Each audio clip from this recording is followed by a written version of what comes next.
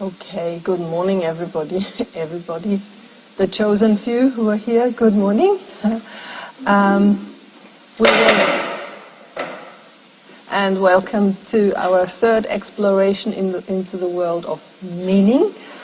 Before we go right in there, let me point out to you that from next Monday, and then in the transcription classes will go into the phase that is specifically dedicated to this lecture and to the requirements that you have in the exam. All right? So Iris Vukovic's class next Monday starts that phase, and then the week after Thomas Martinek's class starts that phase. And the Monday class is directly before our lecture. I would really recommend that you go there. Yeah? I'll start maybe a couple minutes later so that you can make your way. And I mean, if she really stops, we have agreed on that, she really stops punctually, or if you have to leave, then you leave, and it's only 2 minutes across the courtyard. So big recommendation. I also promised you, I think, that I would put up an American version of the... I haven't done that yet. I went to teach in Madrid the second half of last week, and then I forgot about it while I was there. But I will do it, all right? Yeah. Have you got any questions regarding the transcription business? What I am planning to do also is to pull out all these transcription exercises that are spread and scattered over the different lectures, the sets of slides, to pull them all together. Our student assistant will do that in the next couple of weeks, and then we'll put a booklet onto Moodle with all the transcription exercises collected together. So, to let you in on our plans. Right, so we're now, as I just said, in the third phase of looking at meaning in language, and we will now, actually we started that already last week, sort of look beyond the individual word. Last week we started to talk about collocations and set phrases and so on, and today we will look at how words behave in context. Just to have a quick look back onto last week's session, we talked about semantic relations, the meaning relations between words in the lexicon. They can be paradigmatic, relations of replacement, that words that can replace each other. So we looked at synonymy, antonymy, and hyponymy. Then we looked at syntagmatic relations, these horizontal ones, the combinations, the combinatory relations, and collocations, but also then set phrases, idioms as a special case, and then looked at some further complications in meaning representation. And homonymy and polysemy, you remember they also occurred already in the first semantic session. They occurred again in the second one, and they will pop up again in this session, because the fact that words have multiple meanings is just so pervasive and so important. The topic arises in many different connections. Today, then, we will look at words in context some more, how ambiguities that word meanings have are actually resolved most of the time as soon as a word appears in a coherent text. What happens, how do we deal with mismatches of meaning, and how sentence frames give us semantic roles to the participants in a sentence. And that's already something that has connections into the next large topic in this lecture, into syntax. Yeah? From next week onwards, Julia will be coming here again, and she will be covering the syntax sessions. And finally, we will talk about sentence meaning and how that can be represented. Okay, now this is a little extract from Through the Looking Glass, Alice in Wonderland. Yeah? There are two cases of homonymy in there that are used to create confusion and also humor. Can you spot them?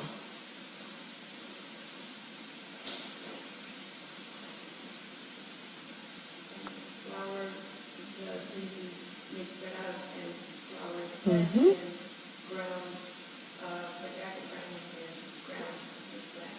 Mm-hmm.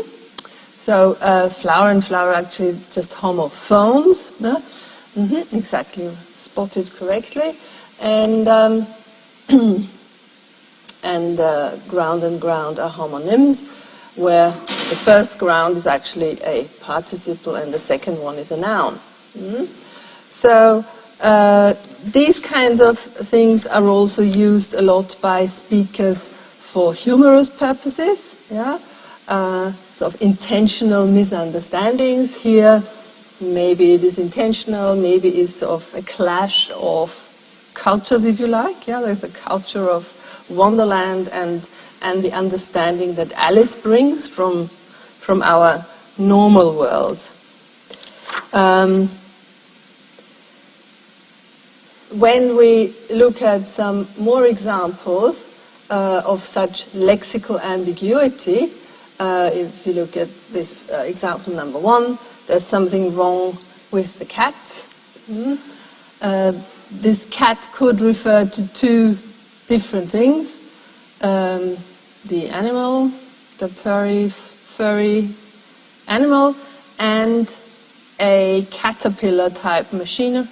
For instance, one that's used to prepare the ski slopes. Yeah, that's a cat.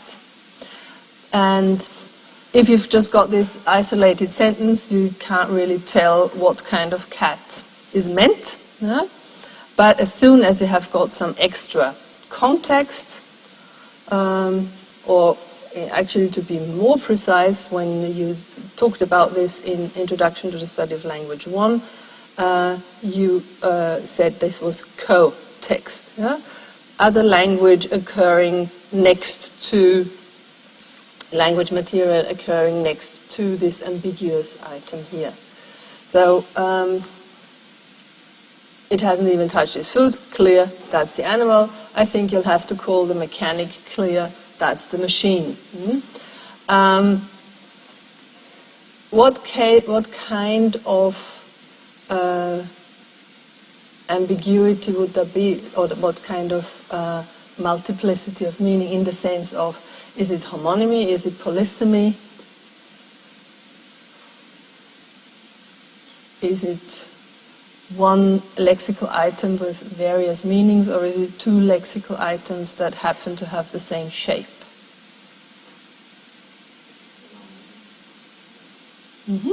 Yeah, it's homonymy, two different lexical items that happen to have the same shape, because there's absolutely no meaning connection between the meow meow cat and the machine, because that is simply a shortened long word, caterpillar. What about the second one? She cannot bear children. When they are noisy, because she's sterile. Two different meanings. Is that also homonymy, or is it polysemy?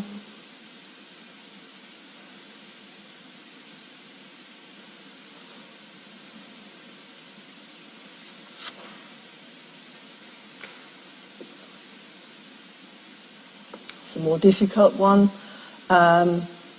It is polysemy, yeah, because bear in both cases means carry, but in the second case, of course, in a figurative, abstract sense. Yeah. Sorry, in the first case. Sorry.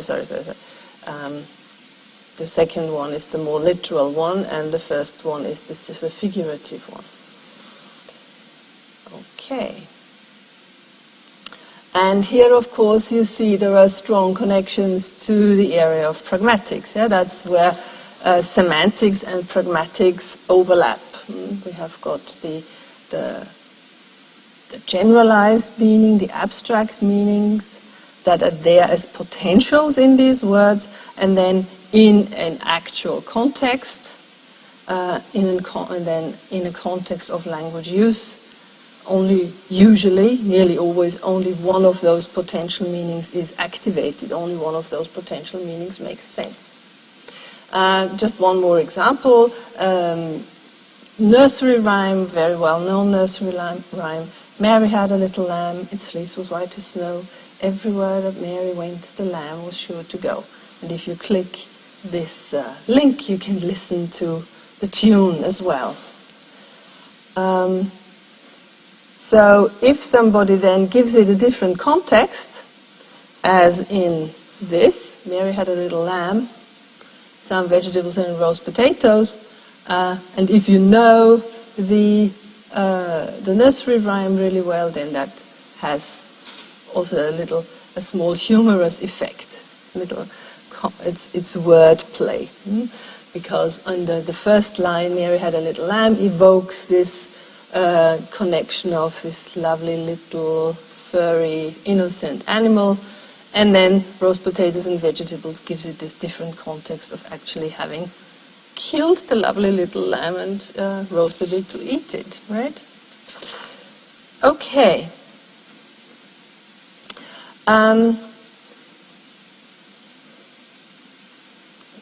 The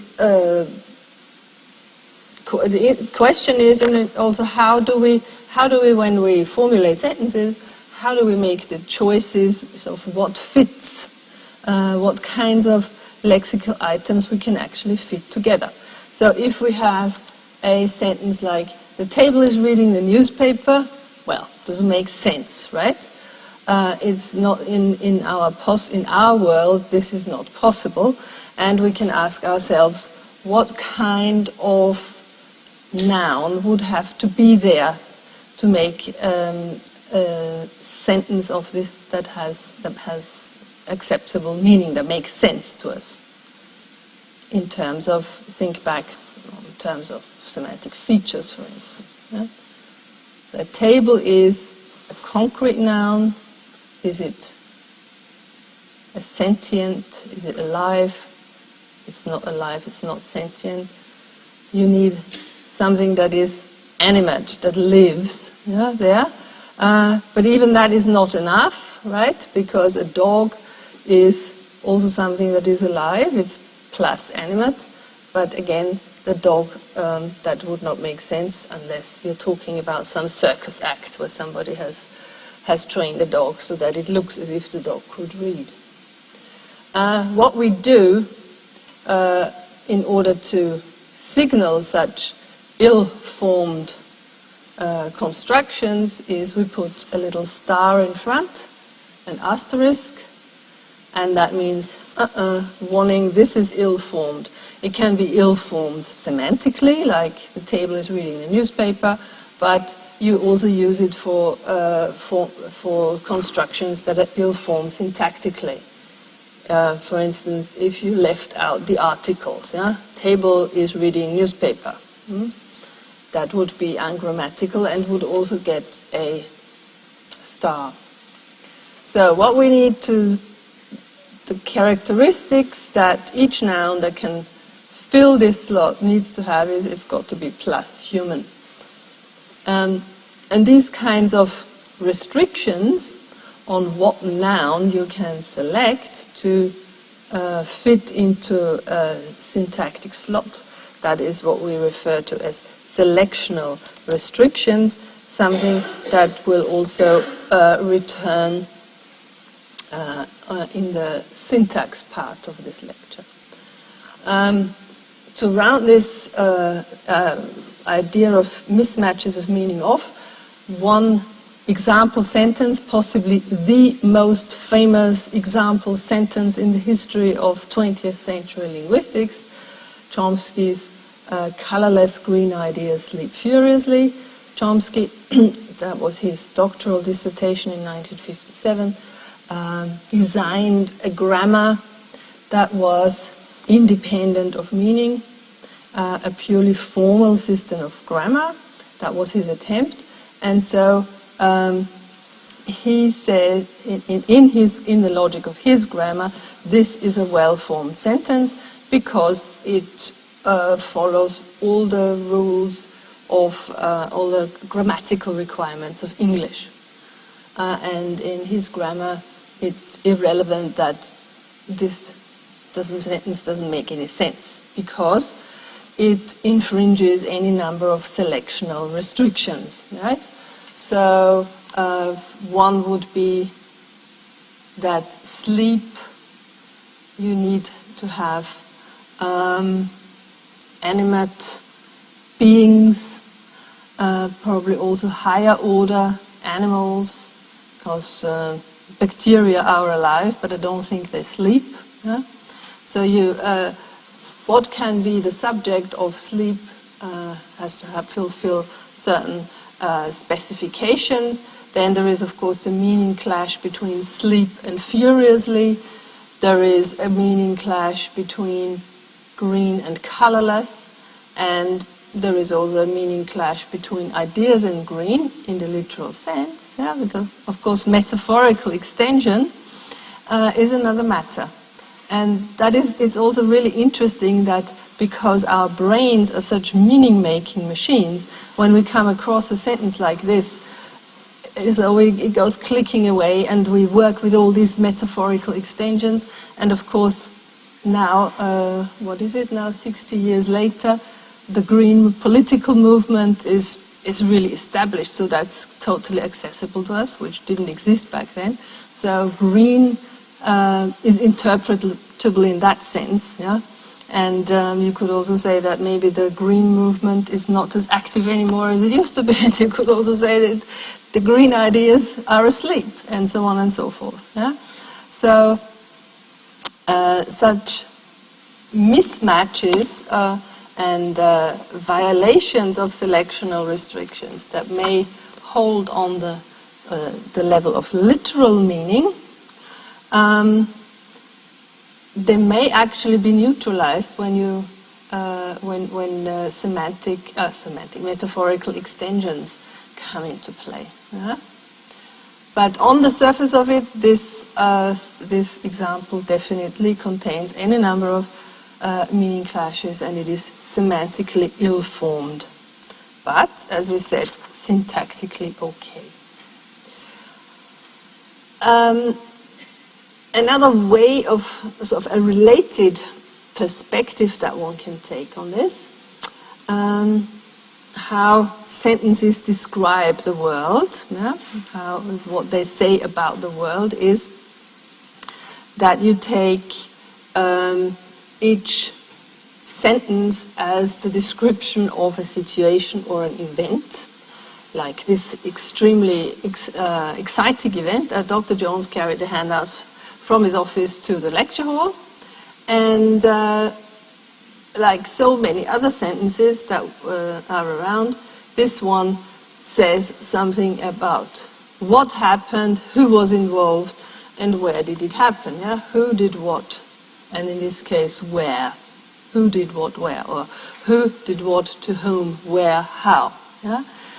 This is actually I would say, the core of linguistic structure. Yeah?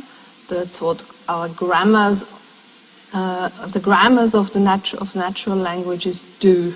They encapsulate and they enable the speakers to make exactly those kinds of descriptions of situations and events. The grammars of different languages do this in different ways, but this is sort of at the bottom of it. Who did what to whom? Who did what where? Right? So all these elements here, Dr. Jones, the handouts, the office, the lecture hall, they are all the placeholders to play certain roles. Yeah? That's why they're called semantic roles or thematic roles. Different writers use different expressions, but they mean the same. It's the core of the idea is that we have an event, right? That is described in the clause. Dr. Jones carried blah, blah, blah. That's the clause, that's the predication describing the event. And in this event, we have several participants. We have, those we call arguments. We have somebody who does something, we have something or somebody that something is done to, we have a circumstance, we have a place, we have maybe an aim, we have an instrument, and those are the arguments. And the pivot of it all, at the center of it all, there is the verb. Yeah?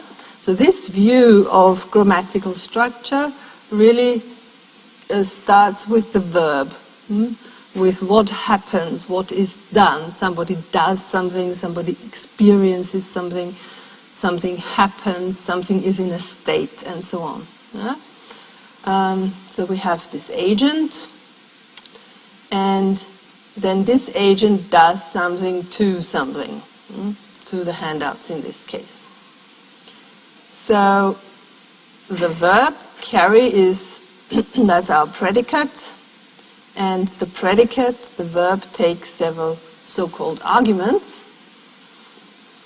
That is the different places that need to be filled so that you can form a meaningful statement with this verb.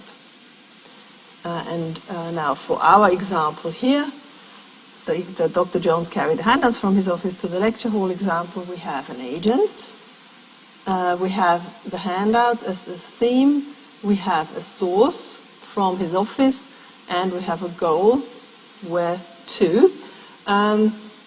These two, the source and the goal, are in brackets because they're optional. Yeah? Also, just using the agent and the theme would make a grammatical sentence. You could also say, Dr. Jones carried the handouts, and it would still be a complete sentence of English. Whereas Dr. Jones carried would not. Right? So this verb carried requires at least these two arguments, the agent and the theme. The rest is optional. And it's interesting to see that different verbs take different, that comes a bit later. There are different groups of verbs that require a different number of arguments, okay? But the next couple of slides still elaborate a bit more on this idea of semantic roles and what semantic roles there are. For instance, if we say William stole the bicycle, that's exactly analogous to Dr. Jones carried the handouts. We have got an agent and a theme. But if we say Peter opened the safe with a key, we have a different kind of argument there. It's Peter is using the key as a tool, as an instrument, doing something with it, yeah? With something. If you think back to Latin, when you learned Latin, or maybe some of you are currently actually studying Latin, in Latin you have got a specific type of case, yeah? With specific set of endings that you use to signal this semantic role. And also for the next example, in Latin you also use a case ending to signal location. I think that's the ablativus. Okay, now example number 3. Peter was in the living room. So Peter is in some kind of state. Peter was. That in itself is not a complete predication. It needs at least this one argument. He was in the living room. And the fourth example, William saw the bicycle. William is in the subject position, much in the same way as he is in sentence number 1. But the meaning of what he is doing, or the meaning relation that William has with this verb, yeah, with this action that is described. But a verb is, of course, different. Yeah? Seeing is not something as active as stealing. seeing is actually something that happens to you. So William here is an experiencer. And that is a very nice way to distinguish, for instance, between seeing and looking, between hearing and listening. Yeah? When you hear, when you see, you're the experiencer. When you listen and when you look or watch, then you're an agent.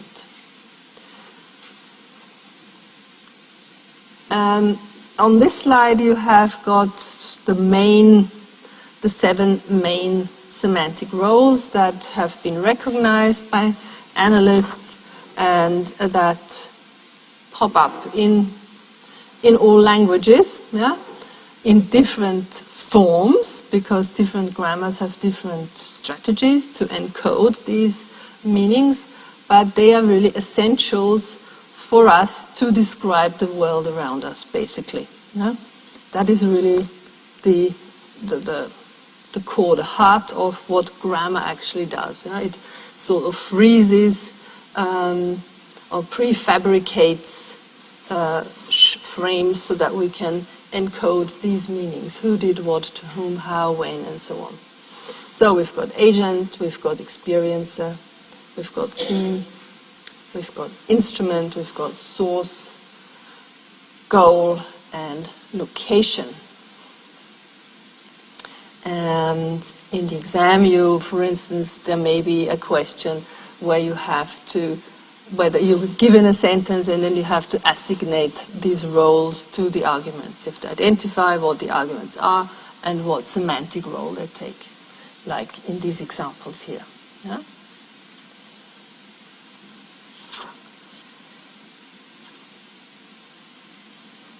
So the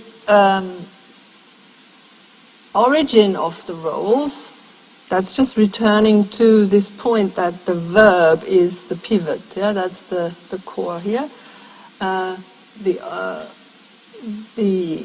Which roles there are, that it depends on the meaning of the verb, on the verb semantics. So with steal, we have a verb that takes an agent and a theme. So some volitional agent does something to something. Yeah? With giving, we also have an agent that can act volitionally. He or she does something to something, but that's not the whole story. William gave the bicycle is not a grammatical sentence unless you put it in a context that of donations and you enumerate Susie gave the cooker and William gave the bicycle and so on. Yeah? But without such a context, William gave the bicycle is not grammatical, and you need a goal, yeah? Some beneficiary. Sometimes that is another role that is mentioned separately from goal. If the goal is a human who benefits from an action, for instance. So you could call Harry also the beneficiary, but goal is also fine with our analysis here. So you can see that we have, in this slide, we have 2 different predicates, 2 different verbs, and one of them has got 2 places that need to be filled. The other one has got 3 places that need to be filled. And so it's the meaning of the verb that determines that. How many arguments there are and what semantic roles these arguments have. So we've got, that's the maximum, 3 place verbs, yeah? Verbs that require, 3 arguments are obligatory. Yeah? Give something to somebody, gives something to somebody, or somebody hands something to somebody, or somebody puts something somewhere. Yeah? Or there are 2 place verbs like steal, carry, open, see. I am seeing a small number of students in this room. What about I see you to the door? That has got more than two arguments. I see you to the door. If you compare that with I see empty seats, I see few students. You can use that to describe the different meanings of these two uses of to see, because to seeing somebody to the door actually doesn't mean visual impression. It means you take somebody to the door. Yeah. So with taking on this extra argument, the verb changes its meaning in actual fact. There are also one-place predicates. Can you maybe think of one? Yeah? Smile. Yes? Mm-hmm. Okay, I smile, I laugh, I sit, I sleep, I fall. Mm-hmm. Okay. Live is a tricky one, but let's look at the zero-place verbs first. Can you think of any verbs, any actions where there is no agent, no experiencer? Yeah? Yeah? Uh-huh. Okay, these weather words. Yeah? Rain, snow. Mm-hmm.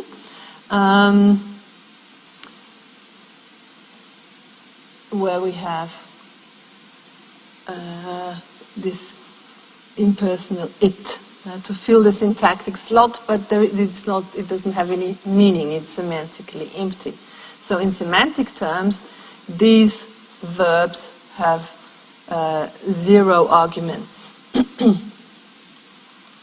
And there are languages where there's a wind blowing, is windet, is also lexicalized like it rains, it snows, it winds.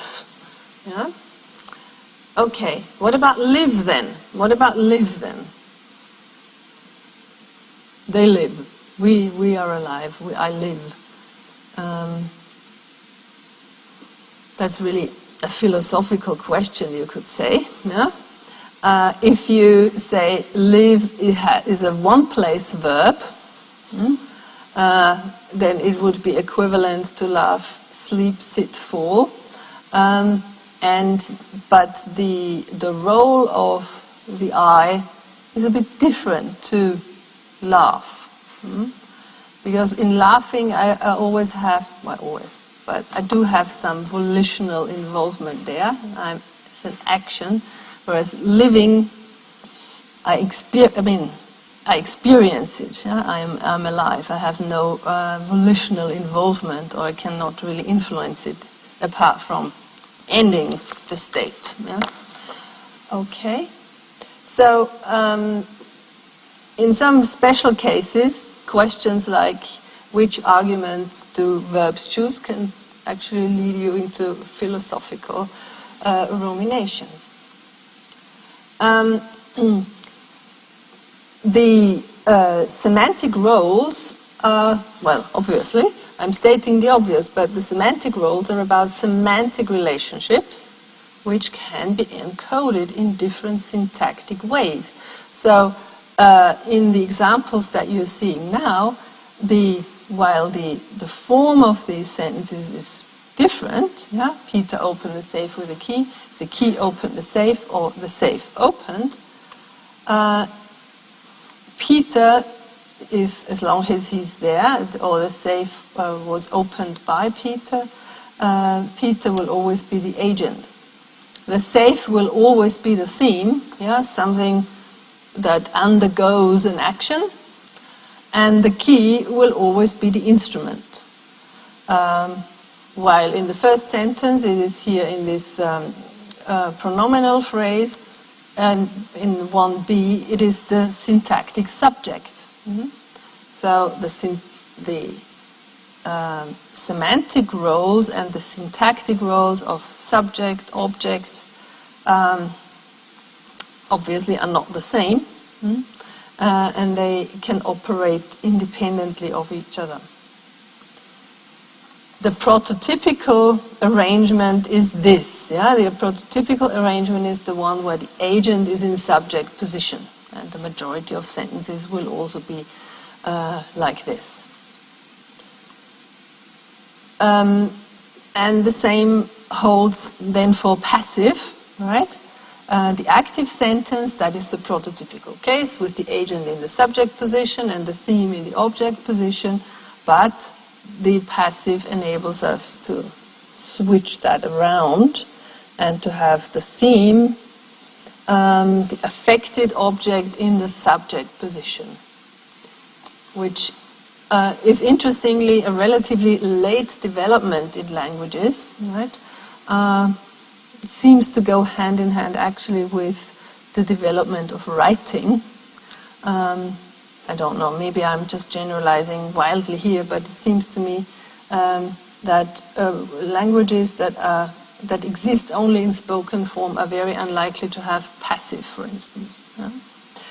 And you will also find now, yeah, in our language use, you will find the passive much more often in the written registers than in the spoken registers. So the predication is the same, that is, the situation which is described is the same, the event is the same, but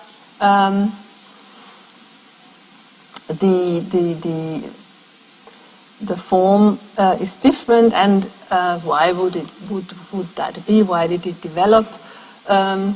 It allows us, the passive in this case, allows us to foreground a different element of the situation. In Janet lost the ball, Janet is there in the foreground, whereas the ball was lost by Janet. We can even leave her out. Yeah? The ball was lost. The ball is in the foreground, the focus of the discourse. And already here with this syntactic permutation, you see we're moving from semantics into syntax, and from next week onwards, you will be dealing more intensively with this. Okay.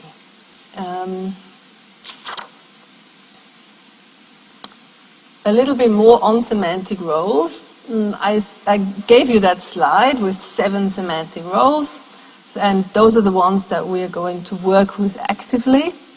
But one can easily argue that that is not a really complete picture, and that maybe some of those roles, of those 7 roles that we had on the slide, should be subdivided, as we already had this example with goal. And if the goal, can a person be a goal? Yeah? In the sense that if they get somebody, if they benefit from an action, should we maybe have a separate role that is called beneficiary? And you can also, when you look at lots of material, you also see that certain semantic roles will be in the first argument, and a second argument of a verb or a third argument of a verb will have a different set of semantic roles. And you can see a couple of extra ones here, like beneficiary or recipient. We didn't have location either. We had source and we had goal, but we didn't have, or experiencer. No, we had experiencer, sorry, we did have experiencer. Force, yeah, that would also be a possible further role. So there is some discussion going on among semanticists who work in this framework. How many different roles should there be? Is there really a finite set of roles? But for our purposes in this lecture, this need not concern us any further. I'm just mentioning this to point out to you once more, we try to do that at certain intervals, that what we are talking about here are also agreements among people who work in these frameworks, who work with these ideas, that we will look at our little parts of the world like this, but it is rarely the whole truth. Yeah? You need some conventions so that you can take further steps. So one problem, how many roles are there actually? Another problem, is there one role, or so can each argument have only one role, or could it maybe have at least two roles at the same time? That is also a very almost universal problem in many approaches in science, not only in linguistics, generally in science. The question of categorization, it would be kind of practical and nice if we could divide up the world into clear boxes and put whatever we want to categorize cleanly into separate boxes. But unfortunately, the world resists such a treatment regularly.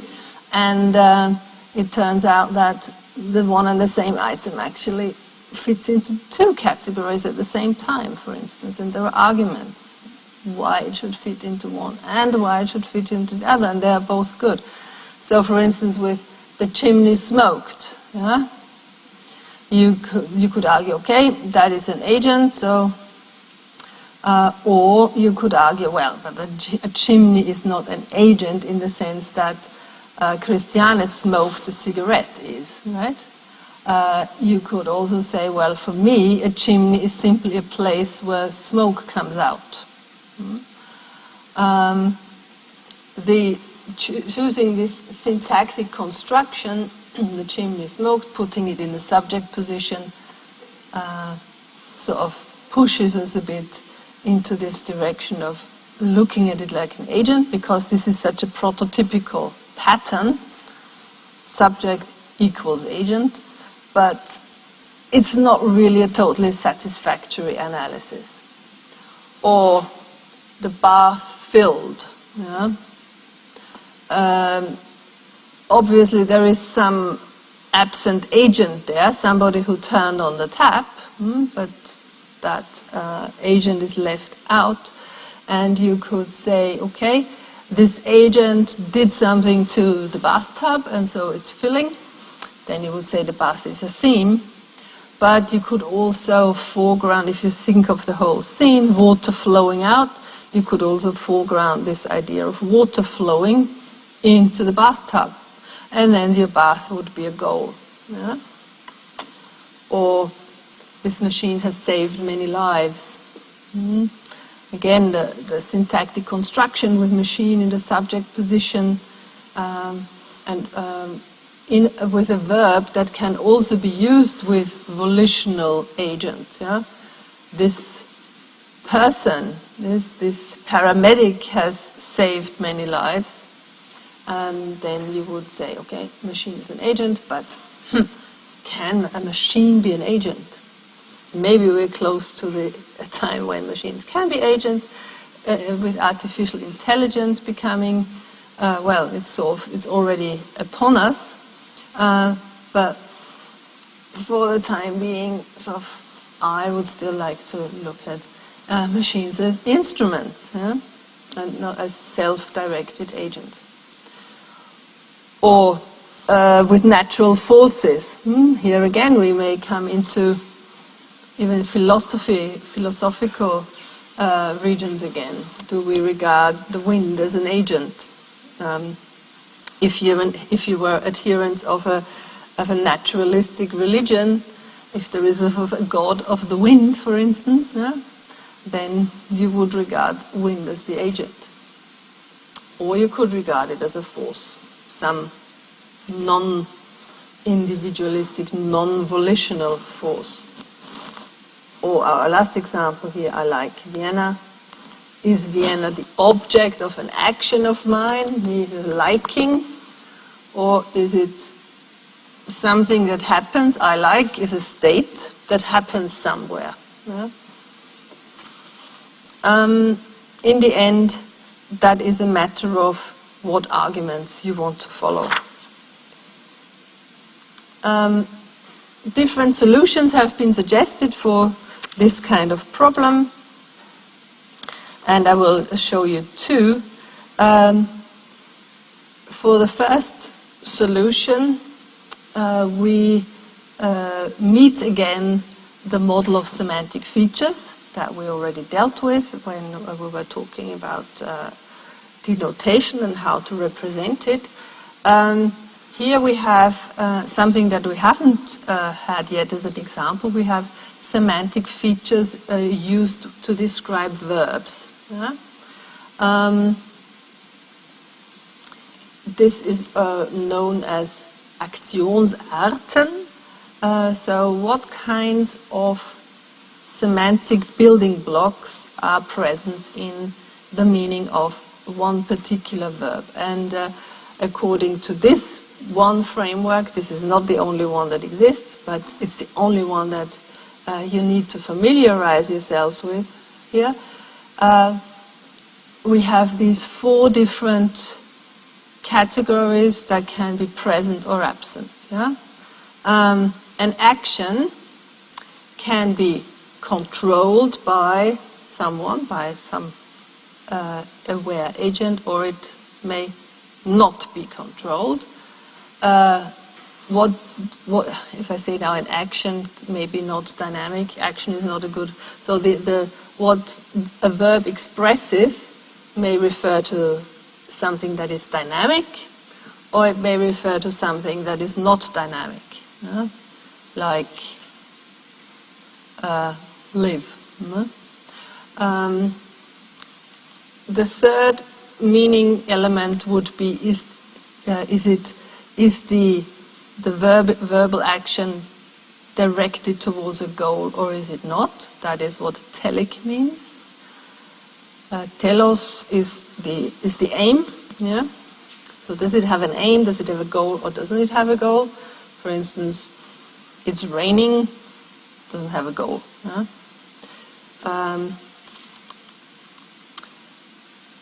And the fourth dimension would be experience. Is there somebody experiencing something or not? Okay, let's have a look at a couple of examples, and then it will make more sense. So, if we take the verb kick, yeah, there's definitely somebody who controls this action, who moves his or her leg to kick. So we've got plus control and dynamic. Yeah. If we added here kicked the ball into the goal, yeah, then we would also add plus telic. Yeah. If we take the verb walk, then we would have it's controlled. Somebody does the walking consciously. It's dynamic, and it is telic. Yeah? Somebody walks somewhere, has got an aim. So the combination of plus control plus dynamic gives us action verbs. And you would be able to mention a lot more action verbs. Can you think of one or two more action verbs that express control of the action and the action being dynamic?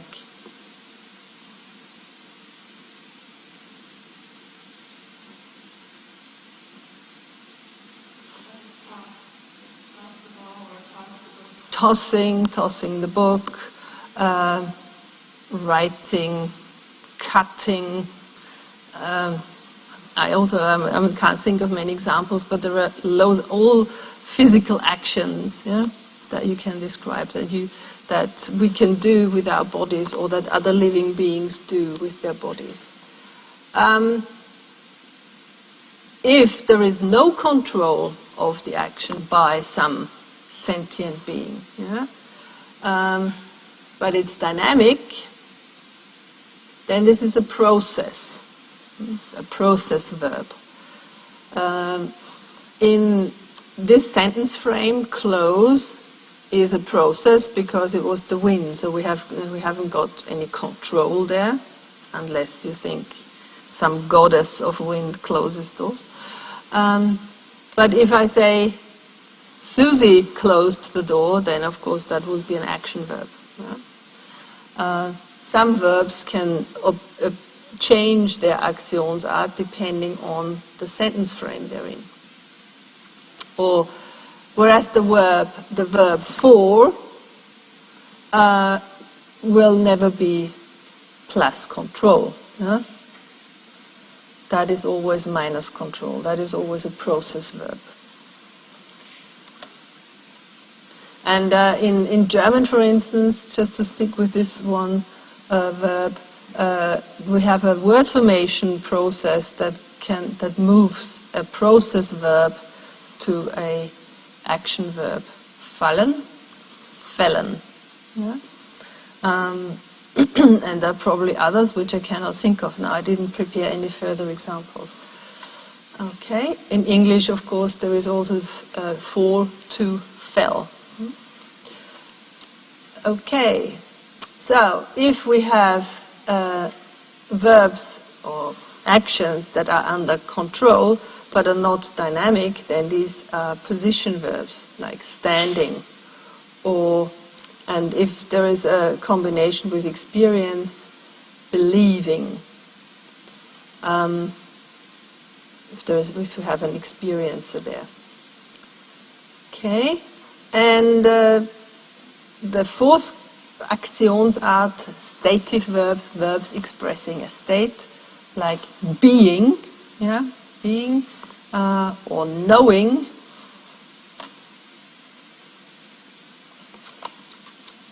Oops. You might think in the first instance, what exactly is doing? Believe and know are not that different from each other. And they are not, but for this element, can we control this state or not? And once we know something, we know it. We cannot unknow it. So in that sense, it's not under our control anymore. And we are in the state of knowing. Okay, so that would be another application of semantic features that can help us to analyze and lay out in more detail this interaction between the meaning of verbs and the arguments they take, and in which roles these arguments then appear, agents or goals or themes or experiences and so on. And an alternative solution, once more, is to think of these matters in terms of prototypes. So we have something like a prototypical agent is somebody who has volitional control over the action and who can perceive and experience and who can cause a change in the world. Can cause a change in the state of something non-animate but also animate beings. So this would be a prototypical agent. So our prototypical agent would be, in our anthropocentric view of the world, a human being who does something to something, who moves something, who cuts something in half or whatever. So that would be a prototypical agent. A prototypical patient undergoes a state of change. A piece of paper gets ripped in half, for instance. So prototypical patient. The lecturer would then be the prototypical agent. And there is a direction also, an end point of the action, and it is causally affected by another participant. Okay? So this would be, that's the kind of the two ends of this scale of agentivity and being patient, and with particular sentence frames, the subject, for instance, can be located also on somewhere in between these two idealized abstractions, if you like.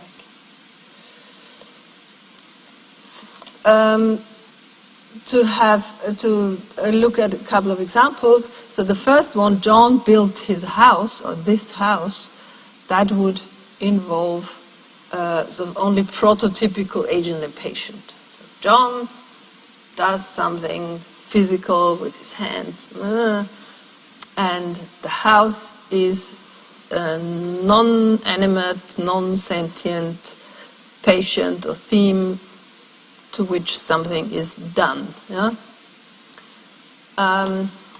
In the other two sentences, we have got non-prototypical participants. If we look at the last one first, that's one we've already had. Yeah? Machine is not a prototypical agent because it is not a sentient being that we ascribe willpower to. Or the middle example, John resembles his father. In relation to resemble, John is not a prototypical agent. Yeah? It cannot decide to resemble someone. You just do it. You just are like this. And the father, the object of the sentence, also is not a prototypical patient, because nothing happens to him. Yeah?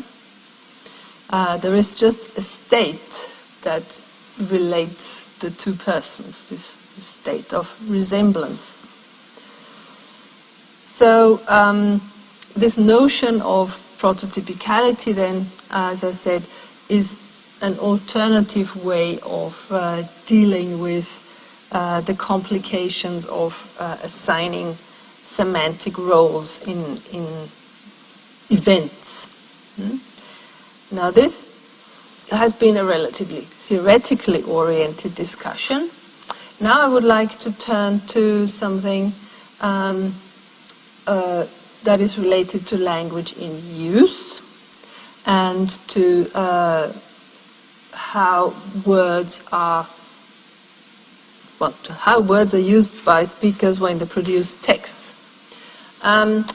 One way of getting to that information is, of course, as a speaker of a language, we have intuitions about how words are used, how often they are used, how likely they are to be used in a certain context. That would be one way.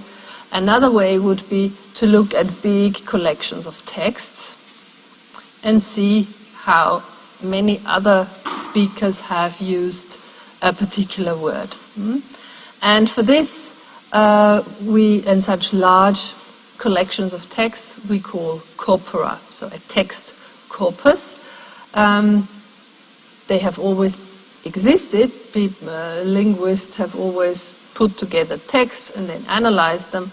But with computers, of course, this has grown tremendously because collecting texts has just become so much more easier, collecting them and also analyzing them.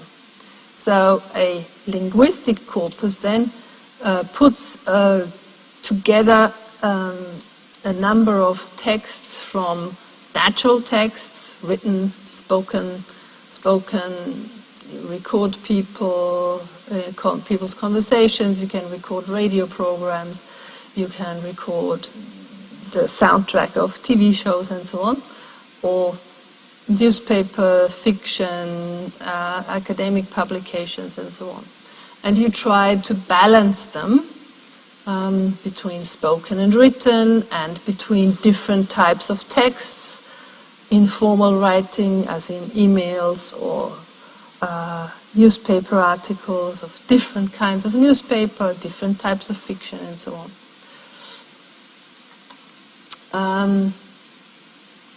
You can, of course, also say, okay, I'm only interested in language that was produced in the 18th century. And then you would put together a collection of texts that originate in the 18th century. There, of course, it would be a bit difficult to have a lot of spoken texts, because you cannot go around and ask 18th century people to say something for you. Okay.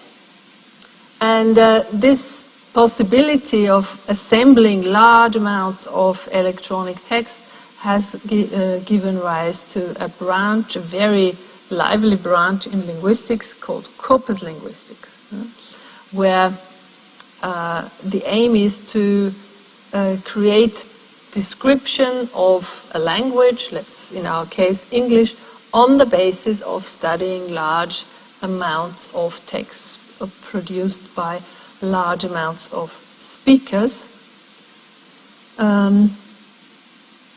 analyzing it with the computer, and using also statistical methods to interpret the results. You will be working with computer corpora in your pro seminar, in your linguistics pro seminar 1. So this information will become relevant again there.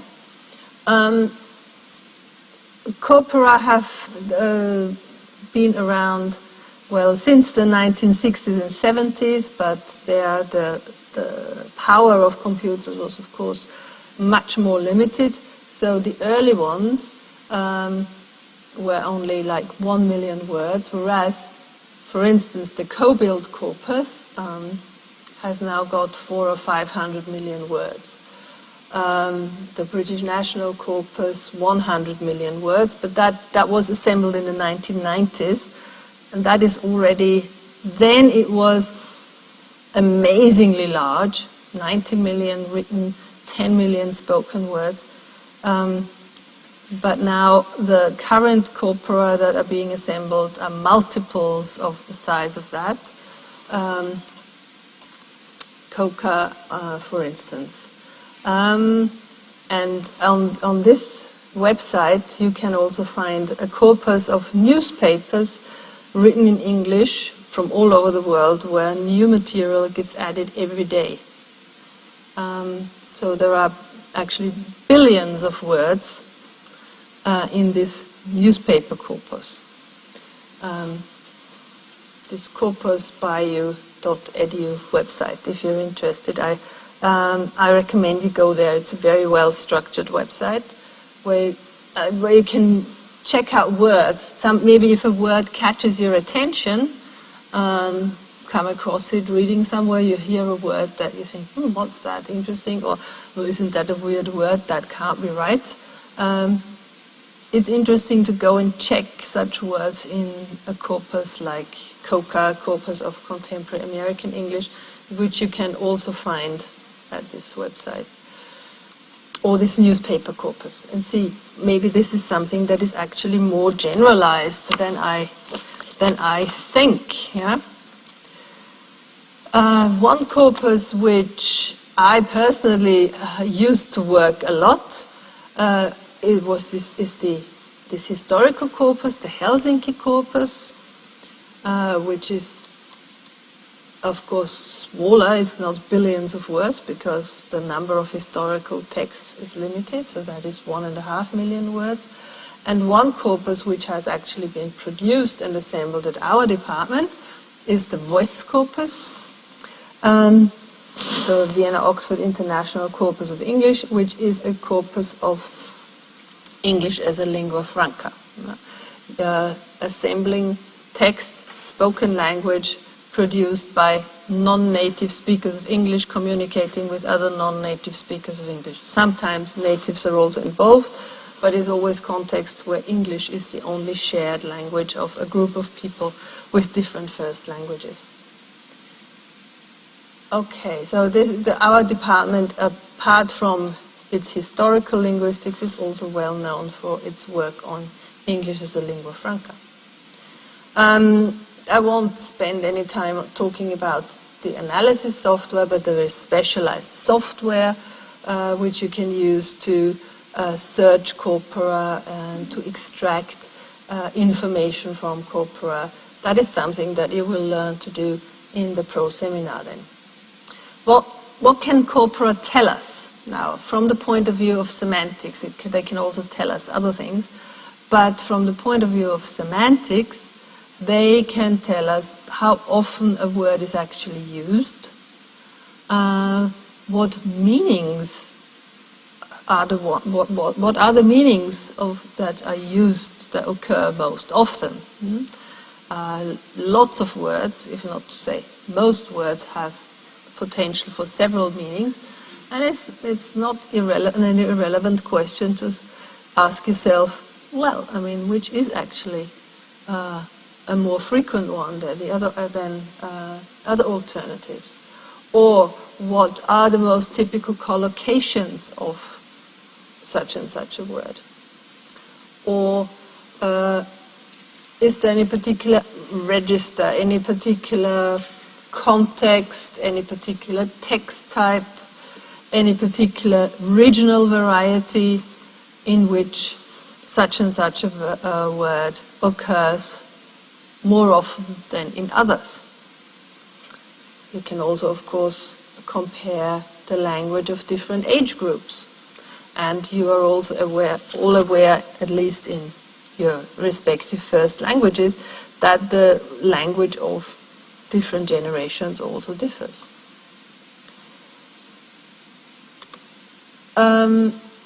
So, in the first instance, corpora are this collection of texts, but usually the people who compile the corpora then add information to those texts.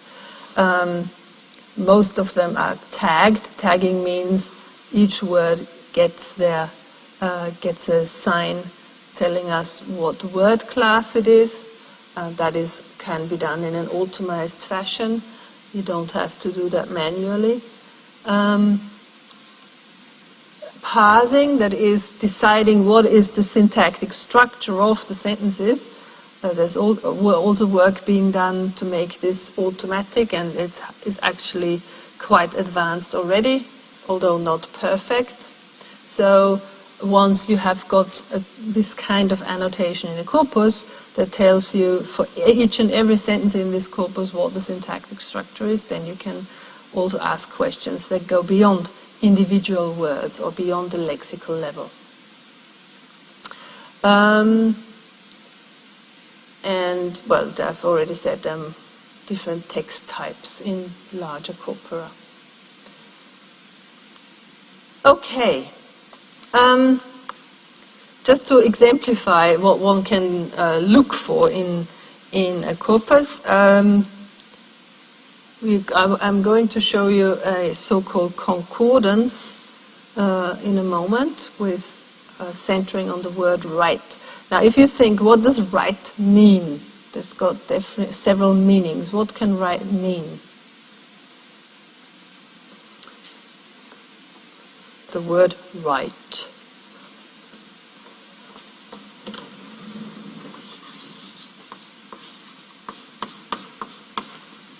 Okay. What can it mean?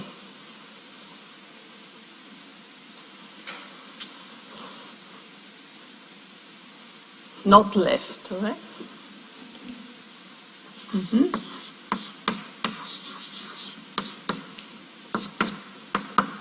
Other meanings? Because there are others. Yeah?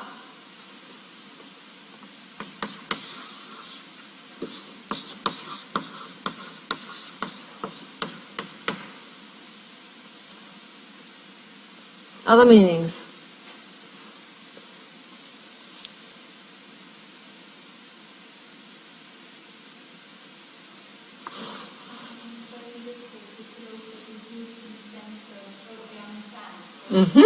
Yeah.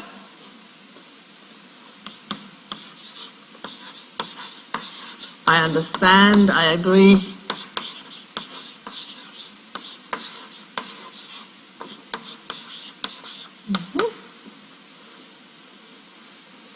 And it can also be a noun. It is my right. Something to which one is entitled.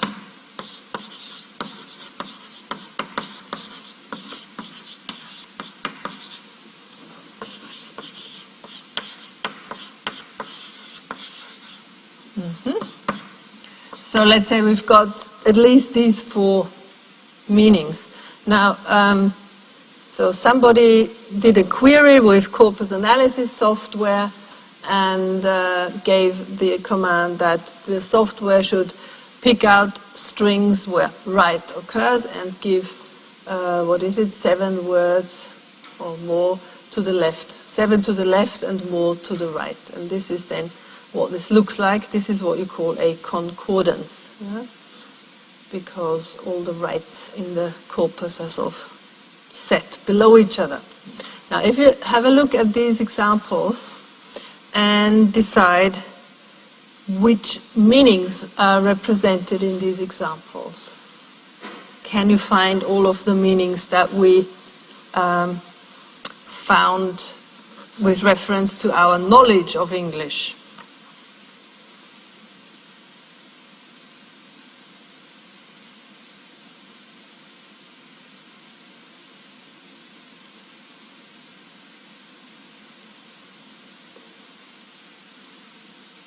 Yeah.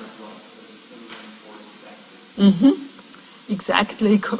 It's related to this. Yeah, this agree is correct. Yeah. Or meanings that you don't find.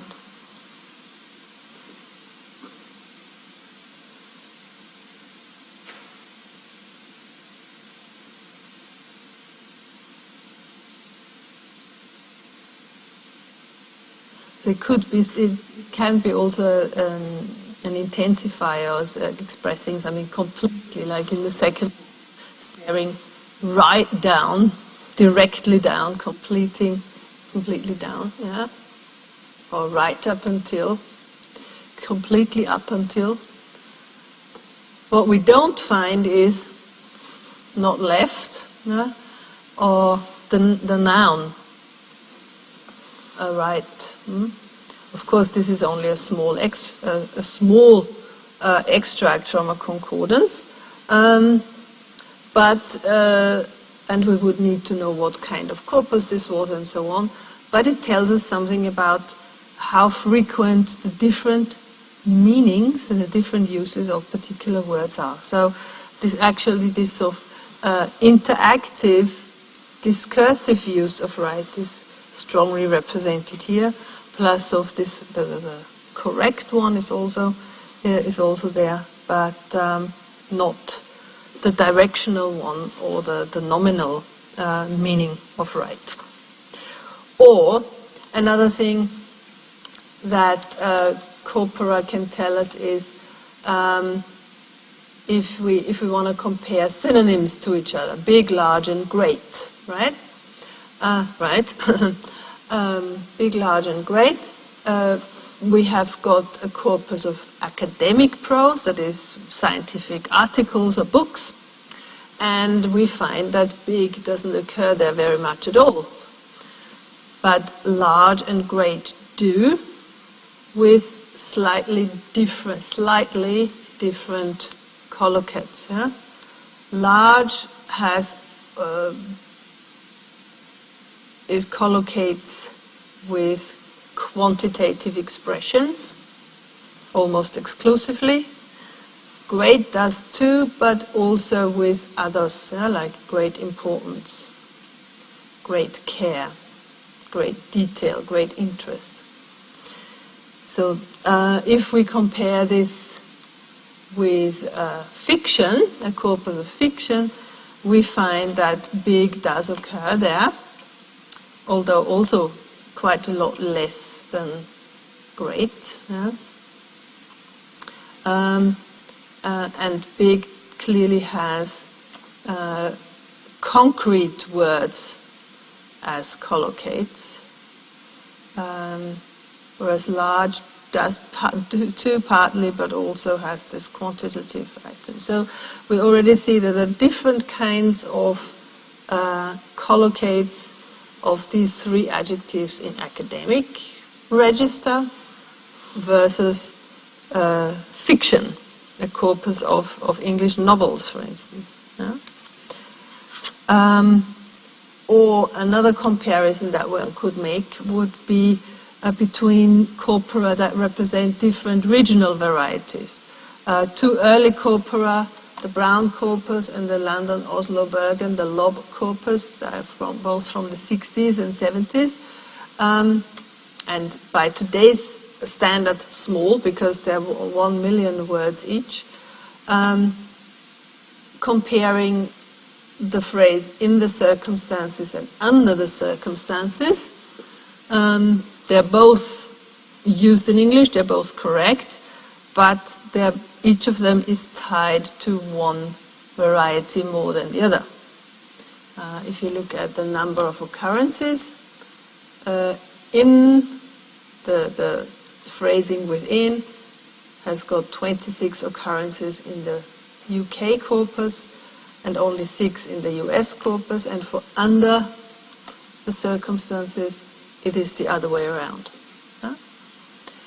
What this shows also is that variation is basically never a question of either or, everything and not at all, but more a question of relation, or ratio. More frequent than this here and more frequent than this in the other variety. So, I mean, in practical purposes for you as second language users of English, checking things in the expressions, for instance, in a corpus, can give you feedback on what your personal usage seems to, where your personal usage seems to go more in terms of, is it more American, is it more British?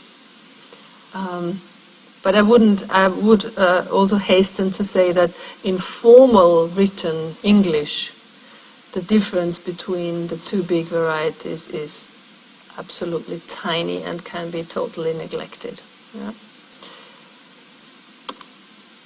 Apart from some spelling variants, which are not, in my opinion, not so significant, certainly not for the meaning. Okay. What time is it? Shouldn't have talked too much about the corpora. Our final subject then is now sentence meaning. So far we have been talking about meaning with regard to the lexicon, where the idea is that this is large but not totally boundless, and it's a matter of memory, how we deal with the lexicon. Whereas with sentences, it's impossible to envisage that all the sentences that are possible in a language are stored in our memory. We haven't come across them. We can make new sentences all the time, spontaneously.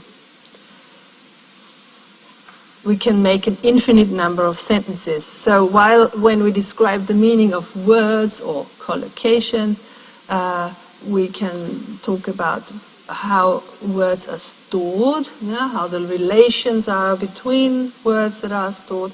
We cannot really do this for sentences. We have to think of a way to account for the fact that sentence meaning arises as and when a sentence gets formulated. And I'm skipping one slide here and going straight to this one. So, but sentence, even when we're saying how sentence meaning gets generated when a sentence is formulated, we're still not saying that this is, let me put it another way. We're still talking about how a generalized sentence meaning is generated, one that is still independent of a specific context of use, of a specific situation. So this again, we're talking about this distinction between semantics and pragmatics. Pragmatics being the meaning that speakers and listeners, writers, readers,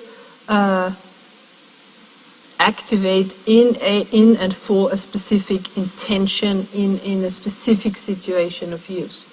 So to put this in different words, the semantic level tells us about what is encoded in the language, and the pragmatic level tells us about what is intended and what is implied. Yeah?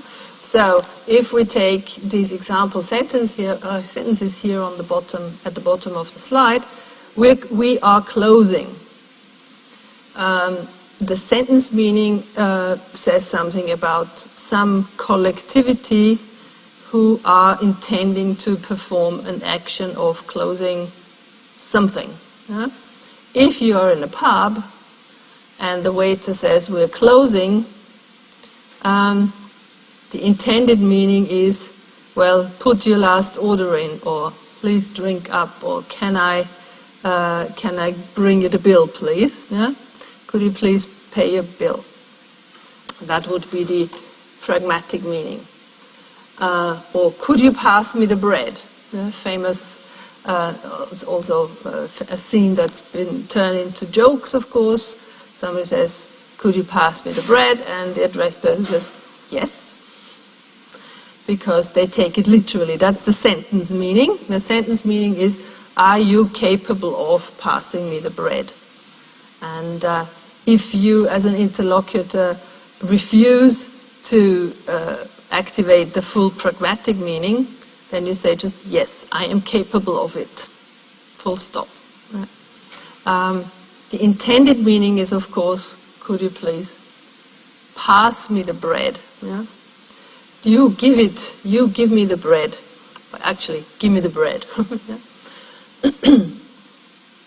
Or do you have the time? Same situation. Or I can't hear you.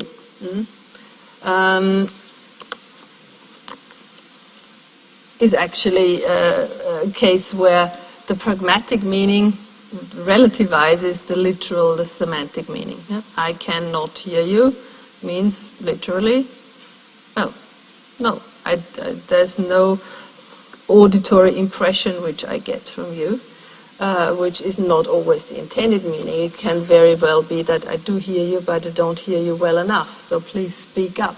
Yeah? So, important distinction that also for sentence meaning there is a semantic level.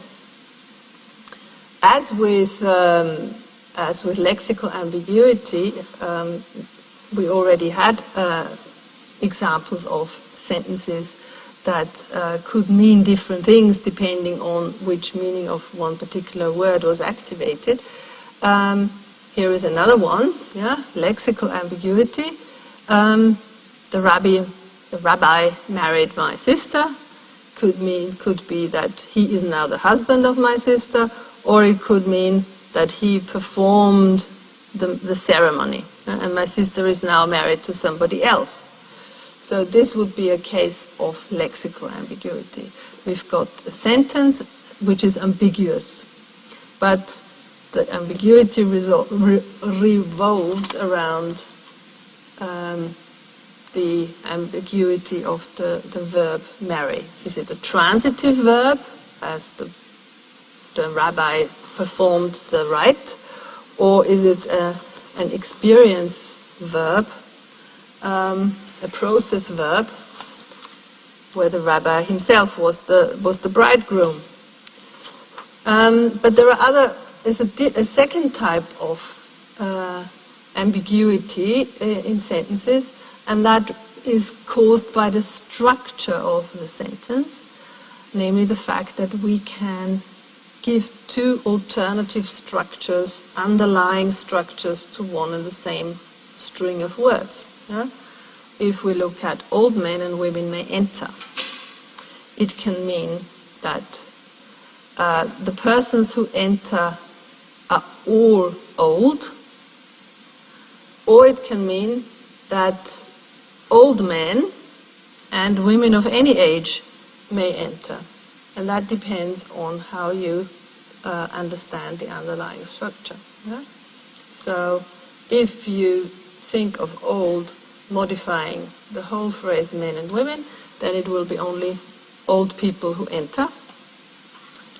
Or if you understand the old to modify only men but not women, then women of any age may enter, whatever it is they enter. Okay? So here again, it's not the first one, another link to the syntax level of language.